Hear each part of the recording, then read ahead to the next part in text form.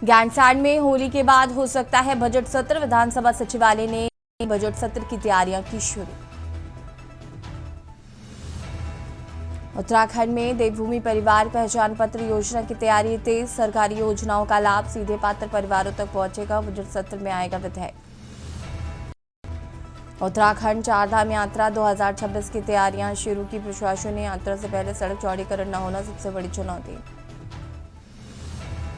भाजपा प्रदेश मुख्यालय में महामंत्री की अध्यक्षता में आयोजित हुई बैठक। वीबीजी राम योजना पर किसान मोर्चा को मिला जिम्मा। अंतर्राष्ट्रीय योग महोत्सव की तैयारी शुरू। GMVN गंगा रिजॉर्ट में 16 से 22 मार्च तक होगा आयोजन। उत्तराखंड में बारिश बर्फबारी से राहत। कोहरा बढ़ाएगा ठंड। हरिद्वार उधम सिंह नगर में येलो अलर्ट। आप देख रहे हैं के न्यूज, खबरों का सारथी। नमस्कार, खबर उत्तराखंड में आप सभी का स्वागत है। बाहू आपके साथ यशस्वी शुक्ला। देहरादून से खबर आपको बता देते हैं, जहां पर गैंडसैंड में होली के बाद हो सकता है बजट सत्र। केंद्रीय बजट पेश होने के बाद ही सरकार बजट को देगी अंतिम रूप। विधानसभा सचिवालय ने भी बजट सत्र की तैयारियां शुरू की। वर्तमान में वित्त विभाग बजट मांग के प्रस्ताव का कर रही है परीक्षण। सरकार की ओर से सत्र की तिथि घोषित करनी है बाकी।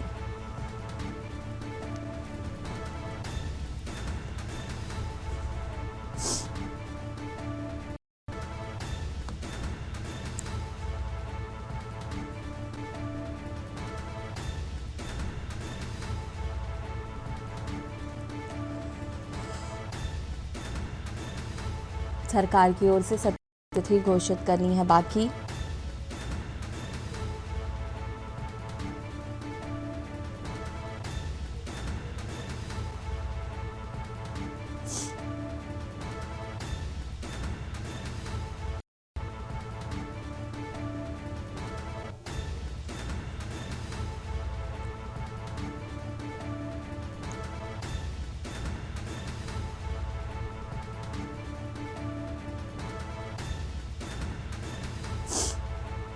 विधानसभा सचिवालय ने भी बजट सत्र की तैयारियां की शुरू।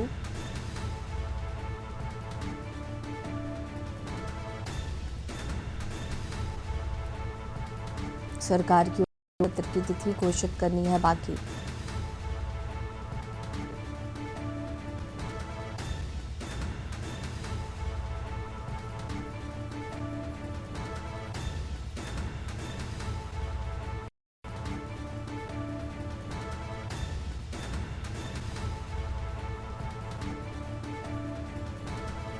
विधानसभा सचिवालय ने भी बजट सत्र की तैयारियां शुरू कर दी हैं।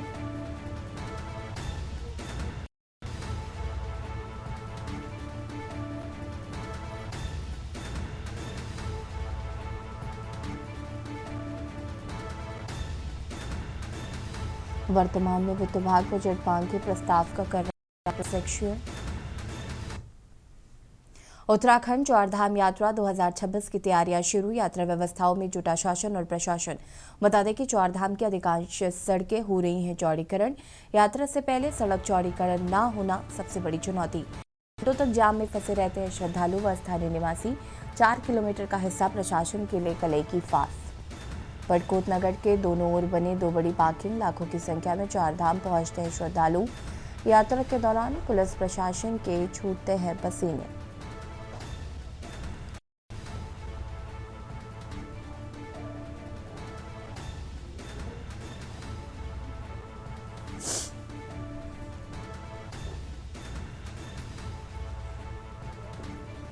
पटकोत नगर के दोनों ओर 2 बड़ी पार्किंग।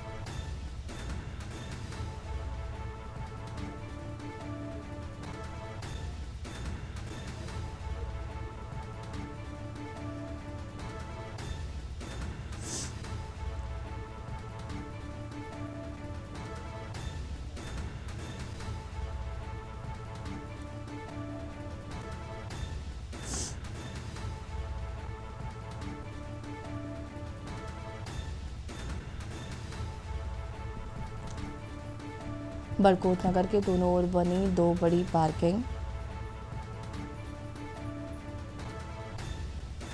लाखों की संख्या में चार धाम पहुंचते हैं श्रद्धालु।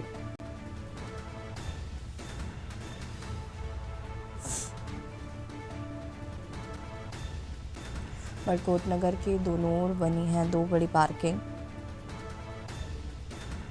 लाखों की संख्या में चार धाम पहुंचते हैं श्रद्धालु।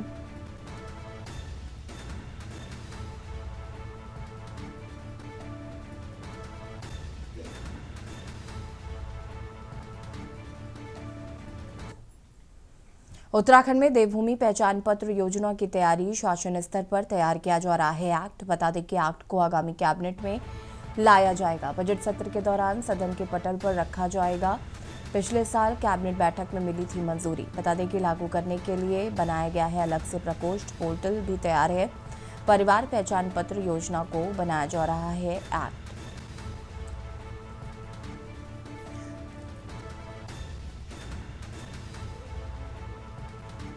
बजट सत्र के दौरान सदन के पटल पर रखा जाएगा।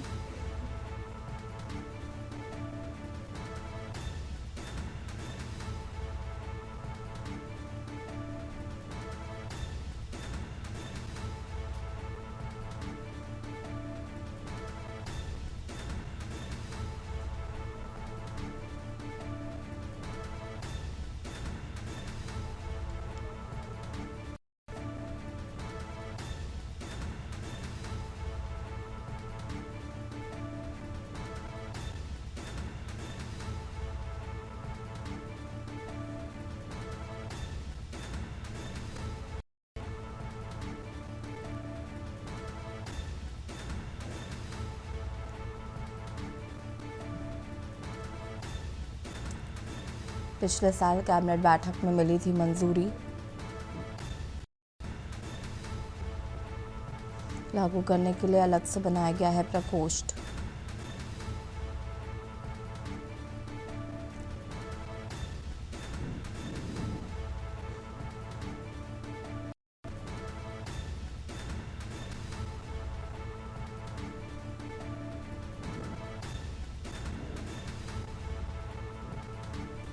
एक्ट को आगामी कैबिनेट में लाया जाएगा।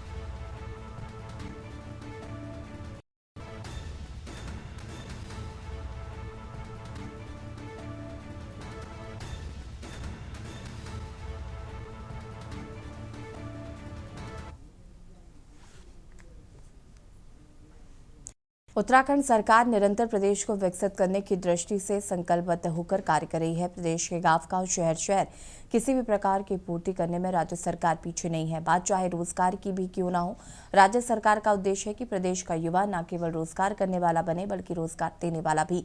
साथ ही ये मानना है कि राज्य को की दृष्टि से युवाओं की भी मुख्य भूमिका है, जिसके चलते युवाओं की प्रतिभा और क्षमता के आधार पर सरकार युवाओं को रोजगार प्रदान कर रही है। आपको बता दें कि बीते दिनों सरकार ने दावा किया था कि अब तक प्रदेश में 27,000 से अधिक युवाओं को नौकरियां प्रदान की गई हैं, जिसको विपक्ष ने सरकार पर हल्ला बोला था। इसी प्रकार एक बार फिर युवाओं को नौकरी प्रदान करने के दावों पर एक और मामला सुर्खियों में नजर आता दिखाई दे रहा है। बीते दिनों शिक्षा विभाग में नवचयनित शिक्षकों के नियुक्ति पत्र वितरण कार्यक्रम के दौरान सरकार द्वारा एक और दावा किया गया कि 11 अधिक सहायक अध्यापक प्राथमिक शिक्षक के क्षेत्र में चयनित किए गए हैं, जिसका अर्थ है कि पुराने आंकड़ों से उठकर युवाओं को नौकरी देने का आंकड़ा अब 28,000 से ज्यादा पहुंच गया है। साथ ही ये आंकड़ा निरंतर इसी प्रकार बढ़ता रहे, उसके लिए सरकार संकल्पित और पारदर्शिता कार्य कर रही है। वहीं जिस प्रकार विपक्ष को अपनी नजरों में पुराने आंकड़े केवल हवाई दिखाई पड़ रहे थे, इस बार भी विपक्ष ने सरकार के दावों को फर्जी करार दिया है। देखिए रिपोर्ट। उत्तराखंड शिक्षा विभाग में 1035 नए सहायक अध्यापकों की नियुक्ति हो गई है। इन सभी को मुख्यमंत्री पुष्कर सिंह धामी ने नियुक्ति पत्र सौंपे। बुधवार को राजकीय दून मेडिकल कॉलेज देहरादून में नियुक्ति पत्र वितरण कार्यक्रम आयोजित किया गया, जिसमें मुख्यमंत्री धामी ने चयनित 1000 सहायक अध्यापकों को नियुक्ति पत्र प्रदान किए। शिक्षा मंत्री डॉक्टर धन सिंह रावत ने बताया कि पिछले 4.5 वर्षों में शिक्षा विभाग में 11,500 से अधिक नियुक्तियां की जा चुकी हैं। इसके साथ ही 3,500 से अधिक पदों पर भर्ती प्रक्रिया भी चल रही है। मंत्री ने कहा कि राज्य में शिक्षा में नवाचार पर विशेष ध्यान दिया जा रहा है ताकि बच्चों को बेहतर और गुणवत्तापूर्ण शिक्षा मिल सके। वहीं विपक्ष ने सरकार के दावों को फर्जी करार दिया है और आरोप लगाया कि सरकार के कुछ मंत्री नौकरियों को बेचने कर रहे हैं। आज शिक्षा विभाग में सहायक अध्यापकों के लगभग 1100 से ज़्यादा जो सहायक अध्यापकों को आज नियुक्ति पत्र वितरण यहाँ पर हुए हैं और इसके बाद ये संख्या हमारी 28,000 से ज़्यादा हो गई है और ये नियुक्तियों का क्रम अभी रुकने वाला नहीं है, ये अनवरत रूप से चलेगा। ये हमारा संकल्प है कि प्रदेश के नौजवानों को, युवाओं को, विद्यार्थियों को उनकी योग्यता, प्रतिभा और क्षमता के आधार पर उनको रोजगार मिले, उनको चयन का अवसर मिले, भर्ती प्रक्रियाएं पारदर्शी हों और इन वर्षों में भर्ती प्रक्रियाएं पारदर्शी हुई हैं। सख्त नकल का काम आज पारदर्शिता का एक बहुत बड़ा माध्यम बन गया है। इसके कारण से पिछले 4.5 वर्षों में जो नियुक्तियां हुई अपने आप में रिकॉर्ड हैं और राज्य गठन के बाद से लेकर अब तक अगर हम उनका आंकड़ा निकालेंगे तो ये 2/3 से भी अधिक है।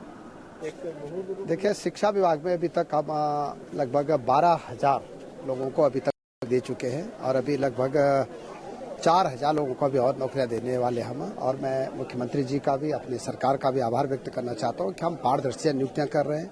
आज आपने देखा होगा कि सारे बच्चे मेरिट पे हमने लगाए हैं और जो न्यायालय के कारण कुछ बच्चे छूट गए हैं उनकी भी अब जल्दी हम नियुक्ति करने जा रहे हैं। स्वागत है। बहरहाल आपने ये प्रश्न कर ही दिया है तो पूरे प्रदेश में नौकरियों को बेचने का कारोबार चल रहा है। कई बार कह चुका हूं कि उत्तराखंड में नौकरियों को बेचने का कारोबार चल रहा है मंत्रियों के घरों से। ये प्रकरण भी उसी का एक हिस्सा है। मुख्यमंत्री धामी ने कई बार ये दावा किया कि उनके कार्यकाल में 27,000 से अधिक युवाओं को सरकारी सेवाओं में चयनित किया जा चुका है। इसके साथ ही हर वर्ष कई हजार नौकरियां प्रदेश के युवाओं को दी जा रही है। वहीं विपक्ष का आरोप है कि ये सरकार के दावे सिर्फ हवाई हैं और वास्तविकता में युवाओं को नौकरी दी जा नहीं रही है बल्कि बेची जा रही है। कांग्रेस ने यह भी आरोप लगाया कि कई विभागों में मंत्रियों की पत्नियां नौकरियों का मोल भाव लाखों रुपए में कर रही हैं, जिसका वीडियो भी वायरल है। उत्तराखंड में नौनिहालों को रोजगार मिलने का हमेशा पक्ष कर रही है, पर जिस ढंग से अभी वर्तमान में नियुक्ति पत्र, एक छोटे से कर्मचारी का नियुक्ति पत्र प्रधानमंत्री बांट रहा है, मुख्यमंत्री बांट रहा है या कोई विशेष विभाग का मंत्री बांट रहा है, उससे तो स्पष्ट ये होता है कि ये मंत्री रोजगार कम, अपना प्रचार ज्यादा बांट रहे हैं। रोजगार के नियुक्ति पत्र को लेकर नहीं बल्कि अपना प्रचार पत्र बांट रहे हैं। ये मंत्री घरों में बैठकर नौकरियों को बेचने का कारोबार कर रहे हैं। तो ये क्या है? प्रदेश में मंत्रियों की पत्नियों के ऑडियो वीडियो आप लोग को पहुंच गए होंगे, बहुतेरों के पास पहुंचे होंगे कि कितने में नौकरी देंगे। ये सब सौदेबाजी हो रही है। तो भारतीय जनता पार्टी के विधायकों ने जब आरोप लगाए कि फलां डिपार्टमेंटों में नौकरियों को बेचने का कारोबार हो रहा है, 20 लाख में नौकरी बिक रही है, तो ये कोई छुपा हुआ थोड़ी है। माननीय पुष्कर सिंह धामी जी के नेतृत्व में जो यहाँ के युवा साथी हैं, उनके रोजगार के लिए और उनके आजीविका के लिए जिस प्रकार से योजना बनाई गई है और जिस संदर्भ में उन्होंने जो पिछले दिनों यहाँ पर नकल के प्रकरण सामने आए थे, उसके लिए कठोर कानून उन्होंने बनाया है। और इस कानून को बनाने का लाभ ये हुआ कि आज लगभग 70,000 से अधिक युवाओं को बिना किसी सिफारिश के उनको विभिन्न विभागों में रोजगार प्राप्त हुआ है। और चूंकि कांग्रेस ने अपने कार्यकाल में कभी इस प्रकार का कोई उपाय नहीं किए, प्रयास नहीं किए, कांग्रेस केवल और केवल एक उत्तराखंड में लोगों को दिग्भ्रमित करने की राजनीति करती है, एक अफवाहों की को लेकर के राजनीति करती है। मुख्यमंत्री पुष्कर सिंह धामी ने प्रदेश में सरकारी विभागों में रिक्त पड़े सभी पदों को भरने का फैसला लिया। 4.5 सालों के कार्यकाल में सीएम धामी ने लोक सेवा आयोग, उत्तराखंड अधीनस्थ सेवा चयन आयोग और चिकित्सा सेवा चयन आयोग के माध्यम से 27,000 युवाओं को सरकारी नौकरी प्रदान की है। धामी सरकार का दावा है 2021 तक केवल 16,000 सरकारी नियुक्तियां हुई थीं, लेकिन उनके आने के बाद ये रिकॉर्ड टूट गया। एक तरफ सरकार बम्पर नौकरियां देने का दावा कर रही है, वहीं विपक्ष इस पर सवाल उठा रहा है कि अगर इतनी बड़ी संख्या में नौकरियां दी गई तो युवा बेरोजगार क्यों सड़कों पर विरोध कर रहे हैं। Uttarakhand desk report.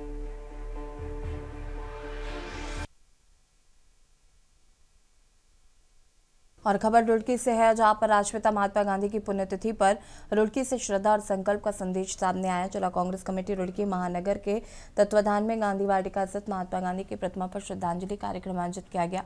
कार्यक्रम का नेतृत्व महानगर अध्यक्ष राजेंद्र चौधरी ने किया।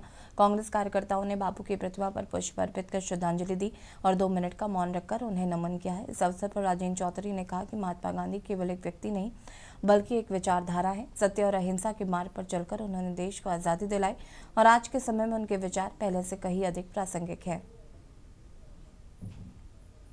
आज भारत के लिए बहुत जो है महत्वपूर्ण दिन है। आज के दिन कुछ लोगों ने महात्मा गांधी की जान ली थी, लेकिन उनकी जो विचारधारा है वो आज भी हमारे दिल में जीवित है। और भारत की विचारधारा गांधी की विचारधारा है। बिना गांधी के भारत के विषय में कोई सोच नहीं सकता और गांधी की विचारधारा के बिना ये देश आगे नहीं बढ़ सकता। मेरा आपके चैनल के माध्यम से अनुरोध है कि गांधी जी के बताए मार्ग पर देशवासी चलें। अहिंसा सबसे बड़ा हथियार है। खबर हरिद्वार से है। ज्वालापुर के पीट बाजार में सड़क किनारे लगे बिजली के खंभे में शॉर्ट सर्किट के कारण अचानक आग लग गई। खंभे से तेज चिंगारियां निकलने लगी, जिससे व्यस्त बाजार क्षेत्र में दुकानदारों और राहगीरों में अफरा तफरी मच गई। सूझबूझ से बड़ा हादसा टल गया और हादसे में रहते लोगों ने दूरी बनाकर खुद को सुरक्षित रखा। घटना में किसी प्रकार की जनहानि नहीं हुई है। सूचना मिलते बिजली विभाग को अवगत कराया गया है, जिसके बाद एहतियातन कुछ देर के लिए क्षेत्र की बिजली आपूर्ति बाधित कर दी गई। स्थानीय लोगों ने जर्जर तारों की मरम्मत कराने और भविष्य में ऐसी घटनाओं की पुनरावृत्ति रोकने के लिए बिजली विभाग से जल्द कार्रवाई की मांग की है।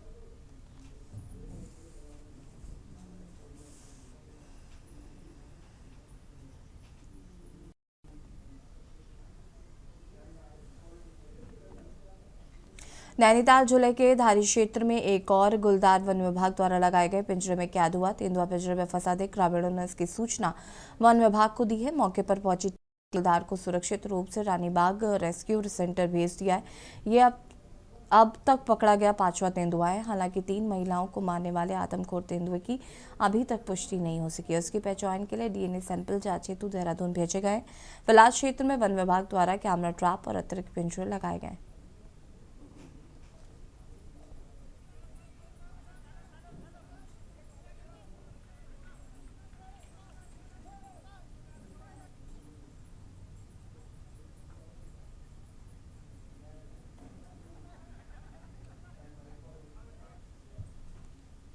खबर देहरादून से, जहां पर विकासनगर थाना क्षेत्र के संगीनार बाजार में सामने आए मारपीट के मामले को लेकर एसएसपी अजय सिंह ने स्थिति स्पष्ट की है। उन्होंने बताया कि घटना दुकान के भीतर अचानक हुए विवाद का परिणाम थी और इसका किसी भी तरह से धर्म, जाति या क्षेत्रीय पहचान से कोई लेना देना नहीं है। पुलिस जांच में सामने आया कि 2 कश्मीरी युवक बाजार में कन्फेक्शनरी की दुकान पर सामान खरीदने गए थे, जहाँ पर दुकानदार संजय यादव से किसी बात को लेकर और इस कहासुनी के बाद दुकानदार ने उन युवकों पर हमला किया।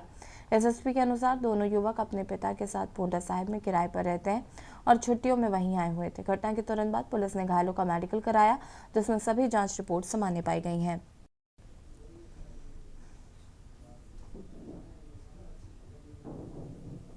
अपने डेस्टिनेशन को बहुत अच्छा प्रमोट नहीं किया और सरकारी स्तर पर तो इस पर ध्यान ही नहीं दिया गया। इसे औपचारिकता पूरी करने वाली एक तिथि बना दिया। इस दिन इवेंट बना दिया गया कि इन्हीं इवेंटों पे हम कार्यक्रम कर लें और खत्म। लेकिन अब जीएमबीएन के पास जीएमबीएन पूरी विधा नहीं समझ पाया कि टूरिज्म किस तरीके से करता था। लोकल एसोसिएशन भी है, उनको बुलाया जाए, उनके हाथ में जिम्मेवारियां दी जाए। और इस बार ये निर्णय हुआ है कि 16 से 22 मार्च के बीच में गढ़वाल मंडल विकास निगम के द्वारा इंटरनेशनल योगा फेस्टिवल का आयोजन किया जाएगा। इसमें हर दिन रंगारंग कार्यक्रम भी होंगे,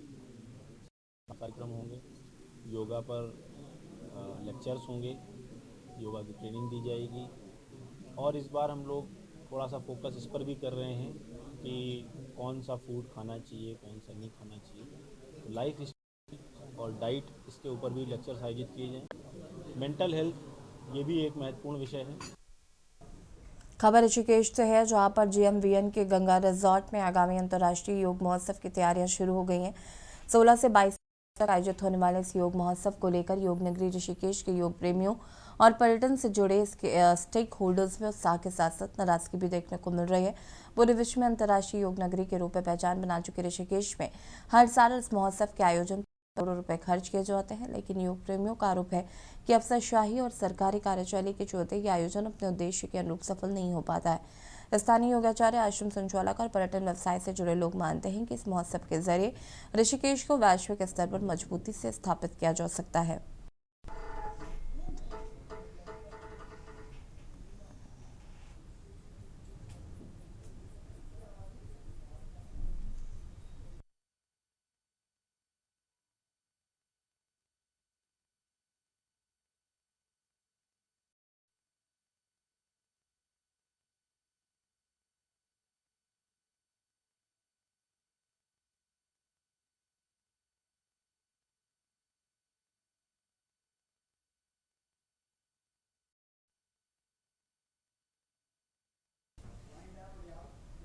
और खबर उत्तराखंड में फिलहाल इतना ही। देखते रहिए के न्यूज़ इंडिया। नमस्कार।